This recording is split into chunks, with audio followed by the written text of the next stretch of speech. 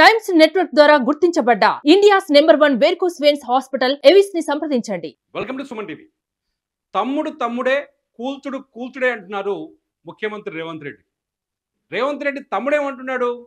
మా అన్న హీరో, ఆయన ఏం చేసినా సరే 2017 ఇల్లు కొన్నా, ఇలా ఎఫ్ అని ఓ అక్షరం పెట్టిపోయారు, నోటీసులు ఇచ్చిరు, 30 రోజుల టైం ఇచ్చిరు, 30 రోజులలో కూల్చమని చెప్తున్నా.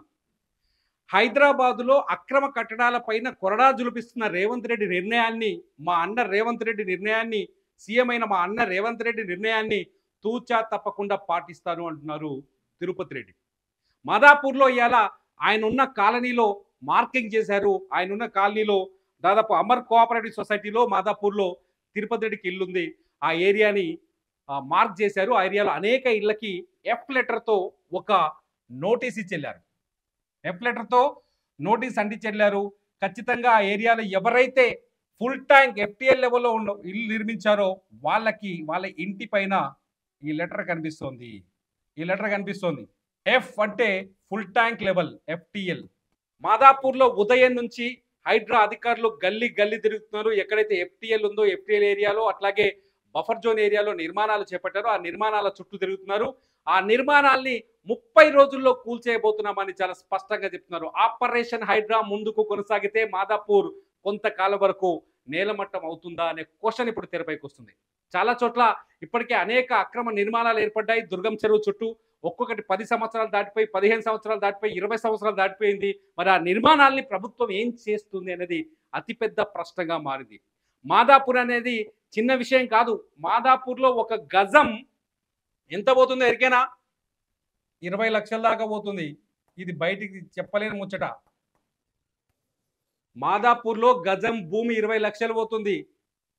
ఒక ఎస్ఎఫ్టీ అపార్ట్మెంట్లో ఒక అపార్ట్మెంట్ కొనుక్కోవాలంటే మినిమం 25,000 నుంచి 35,000 స్పెండ్ చేయాలి.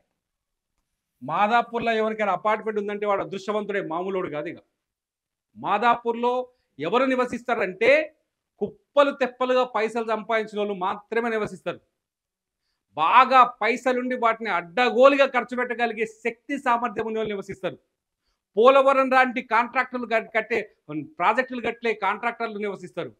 పెద్ద పెద్ద సాఫ్ట్వేర్ కంపెనీలు పొద్దుగాల హైదరాబాద్లో విమానం ఎక్కి అమెరికా పోయి రేపు పొద్దుకల్లా మళ్ళీ ఇంటికి హైదరాబాద్ తిరిగి వచ్చే వ్యక్తులు మాదాపూర్లో నివసిస్తారు. పేదోళ్ళు కాదు. మాదాపూర్లో నివసించే లైఫే కాస్ట్లీ లైఫ్. మాదాపూర్ అంటే మరో ప్రపంచం హైదరాబాద్లో. అటువంటి మాదాపూర్ ఎలా వణుకుతోంది? హైడ్రాను చూస్తే వణుకుతోంది. ఎందుకు వణుకుతోంది? ఎందుకు భయపడుతుంది? ప్రతి ఇంటిపైన ఈ ఎఫ్ గుర్తు ఎందుకు పడుతోంది? ఎందుకు పడుతోంది ఎరికేనా? ఎందుకు పడుతుందంటే మాదాపూర్ని ఇంచుకించుకి, దుర్గం చెరువుని ఇంచుకించుకి దోచుకుంటూ వచ్చారు. ఇదే దుర్గం చెరువు ప్రాంతం. ఒకసారి చూడండి, దుర్గం చెరువుని మనం గూగుల్ మ్యాప్లో చూస్తే ఇట్లా కనిపిస్తుంది. ఈ దుర్గం చెరువుని ఇంతింత ఇంతింత ఇంతింత ఇంతింత కొట్టుకుంటూ వచ్చారు. ఇగో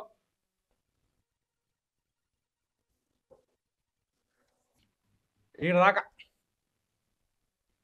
దుర్గం చెరువు రేపు భవిష్యత్తులో దుర్గం చెరువు కాలనీ కింద మారిపోయే అవకాశం చాలా స్పష్టంగా కనిపిస్తుంది. దుర్గం చెరువు చూడు, ఎక్కడ చూసినా చూడు, ఇగో ఇదే డాక్టర్స్ కాలనీ, ఇక్కడ కావూరి హిల్స్, ఇది కావూరి హిల్స్, ఇది డాక్టర్స్ కాలనీ, ఇక్కడ దుర్గం చెరువు లేక్ ఫ్రంట్ ఉంది, ఇనార్బిట్ మాల్ గిన్నె ఉంది చూడు, ఇది అదే, ఇది ఇనార్బిట్ మాల్. మస్తు సినిమాలు పొరగాలు అందరూ ఆనే కనపడుతుంటారు పొద్దుగాలు లేస్తుంటే. ఐటీసీ కోహినూరు ఎంతో దూరం లేదు, దుర్గం చెరువు పక్కనే ఉంది కరెక్ట్గా.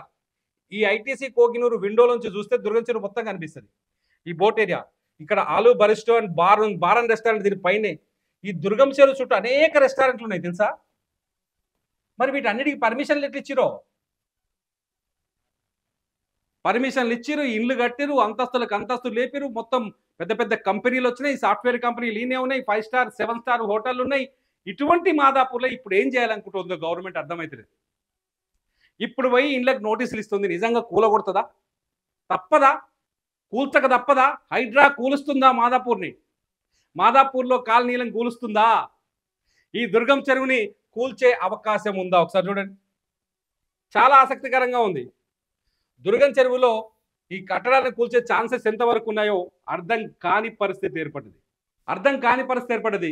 ఇప్పుడు మొత్తం 2 తెలుగు రాష్ట్రాల్లో అందరి దృష్టి అంతా ఇప్పుడు మాదాపూర్లోని దుర్గం చెరువు వైపే ఉంది. హైదరాబాద్లో ఇవాళ గవర్నమెంట్ దుర్గం చెరువు వైపు పోయేసరికి ఏం జరగబోతోందనే ఆసక్తి నెలకొంది.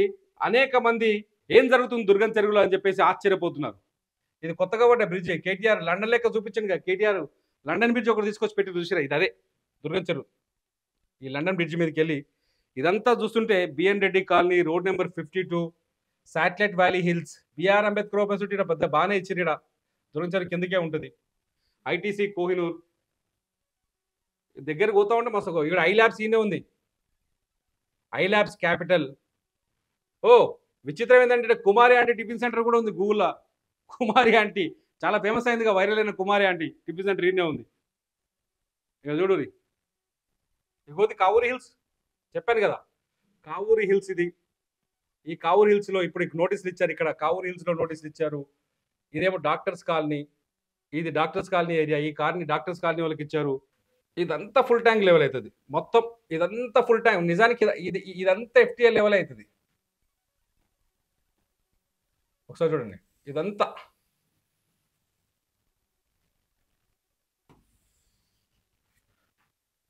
ఎఫ్టీఎల్ అవుతుంది. నేను ఒకసారి బ్రష్ లాగా చేస్తున్నా చూడండి, బ్రష్ తీసుకుంటా. ఇదంతా ఫుల్ ట్యాంక్ లెవెల్ అవుతుంది. చేతిస్తా. ఏదైతే నేను ఇప్పుడు రెడ్ కలర్ చేస్తున్నానో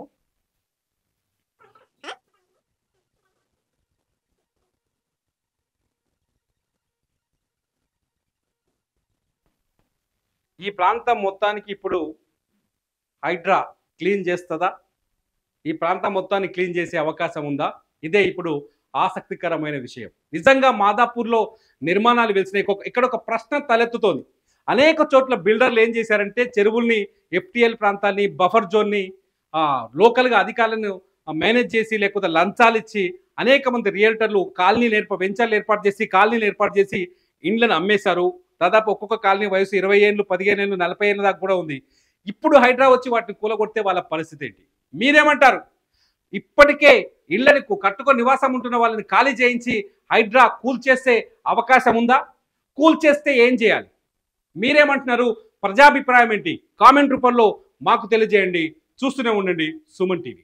మీ బిజినెస్ ఏదైనా మీ ఊర్లో ప్రమోషన్ చేయాలంటే అది సుమన్ టీవీతోనే సాధ్యం. ఇప్పుడే సంప్రదించండి.